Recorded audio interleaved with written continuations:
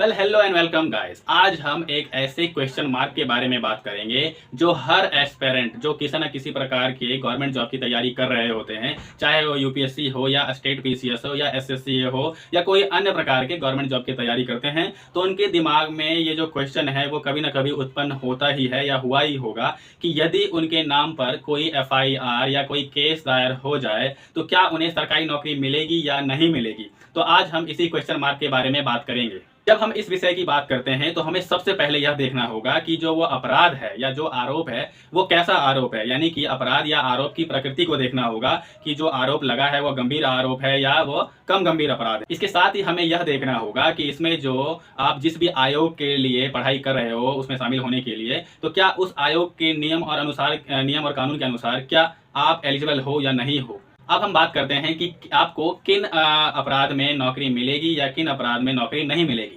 जब हम बात करते हैं कि जो नौकरी है, अगर मान लो आपने कोई ऐसा आरोप लगा है या कोई आपने ऐसा अपराध कर दिया है जो कि छोटे मोटे हैं, जैसे कि अगर छोटे मोटे अपराध की बात करते हैं तो इसमें क्या होता है कि आपने छोटी मोटी किसी से कहा सुनी हो गई हो या लड़ाई झगड़ा हो गया हो या आपने छोटे मोटे जो यातायात के नियम कानून है वो आपने तोड़े हैं, आपके ऊपर आरोप लगा है। इसमें क्या होता है कि अगर आप न्यायालय से पूरी तरह से बरी हो जाते हैं तो आपको बिल्कुल ही टेंशन फ्री होकर आपको नौकरी मिल सकती है। अब जब हम गंभीर आरोप की बात करते हैं, जैसे कि हो गया रेप हो गया, मर्डर हो गया या देशद्रोह हो गया या किसी प्रकार की घूस के लेन देन या की मामले या आपके ऊपर आरोप लगा हो, तो इसमें क्या होता है कि आपको जो है नौकरी लेने में या नौकरी मिलने में थोड़ी सी कठिनाई जरूर होगी। और यहाँ तक कि आपको बरी होने के बाद भी 100% कोर्ट से बरी होने के बाद भी आपको क्या होता है कि नौकरी मिलने में थोड़ी कठिनाई रहेगी।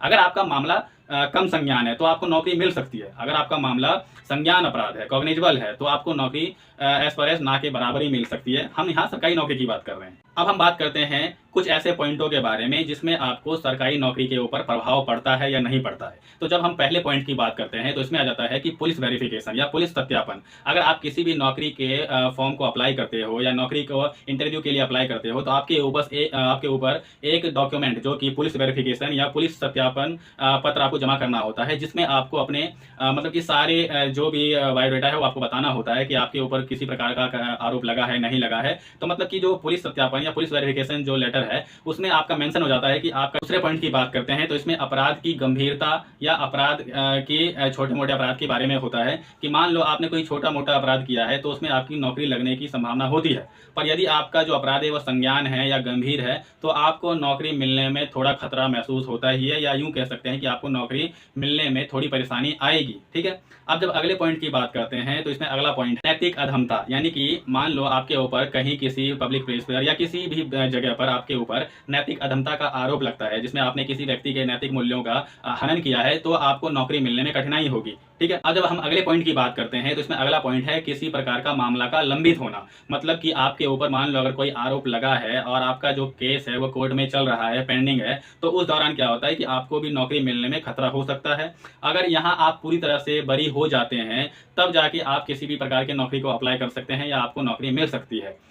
इसके साथ ही हम एक और सबसे इंपॉर्टेंट पॉइंट की बात करेंगे, वो है समझौता। मान लो आपने किसी व्यक्ति के साथ कोई छोटी मोटी लड़ाई झगड़ा किया या आपने कोई ऐसा नियम या कानून तोड़ा जिसमें आपको 150 रुपए का कोर्ट ने जुर्माना तय किया, तो आप क्या होता है, आप जो है वो खुश हो जाएंगे कि यार 150 रुपए है, हम भर देते हैं और मुक्त हो जाते हैं। पर नहीं, यहाँ आपका जो आरोप है या अपराध है वो साबित हो जाता है, क्योंकि आपने जो जुर्माना भरा है वह इसलिए भरा है कि आपके ऊपर कोर्ट ने ये आरोप लगाया था कि आपने ये क्राइम किया है और आपको ये जुर्माना देना होगा। पर आप सोचते हैं कि हम इस 150 रुपए देकर मुक्त हो जाएंगे, लेकिन यहाँ आपका अपराध जो है वो सिद्ध हो जाता है और आपको नौकरी मिलने में कठिनाई होती है। ठीक है। अब हम सबसे इंपॉर्टेंट फैक्ट की बात करेंगे कि हमें क्या करना चाहिए या क्या नहीं करना चाहिए।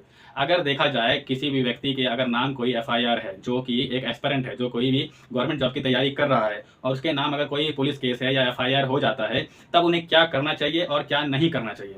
सबसे पहली पॉइंट तो ये है कि उन्हें जो है अपने मामले को शांति से और अच्छी तरह से निपटना चाहिए या इस मामले को और बढ़ाना नहीं चाहिए। ठीक है। और अगर वो कहीं किसी प्रकार के सरकारी फॉर्म को भरते हैं तो उन्हें अपने बारे में सारा कुछ सच सच बताना होगा कि उनके नाम पर किस प्रकार का केस है या किस प्रकार का आरोप लगा हुआ है।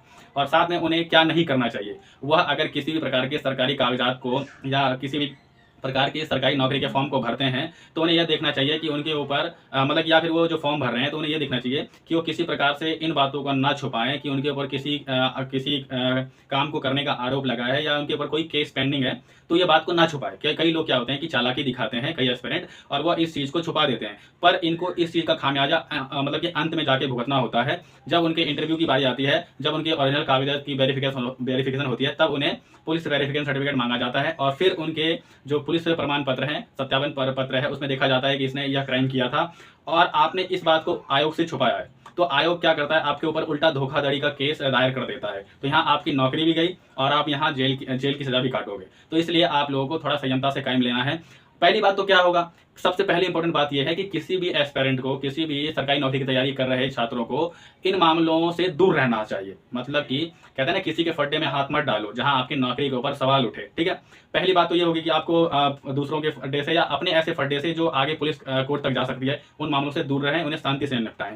दूसरी बात, अगर बाई चांस किसी का केस दायर हो जाए तो उन्हें शांति से, सूझबूझ से एक अच्छे वकील को हायर करके सलाह मशवरा कर अपने उस आरोप से पूरी तरह से बरी होएं, मुक्त होएं, तब जाके आपको 100% नौकरी मिलने की संभावनाएं बन जाती है। और हमने आज इसी इंपॉर्टेंट फैक्ट के बारे में बात की या क्वेश्चन मार्क के बारे में बात की, जो हर एस्पिरेंट के दिल और दिमाग में चल रहा होता है कि क्या उन्हें नौकरी मिलेगी या नहीं मिलेगी। तो ऐसा नहीं है, आप लोगों को नौकरी मिल सकती है अगर आपने कोई छोटे मोटे अपराध किए हैं। तो अगर आपका जो मामला है वो गंभीर है, तब यहाँ आपको नौकरी मिलने में खतरा हो सकता है। ठीक है, तो यही थी आज के क्वेश्चन मार्क के बारे में। धन्यवाद।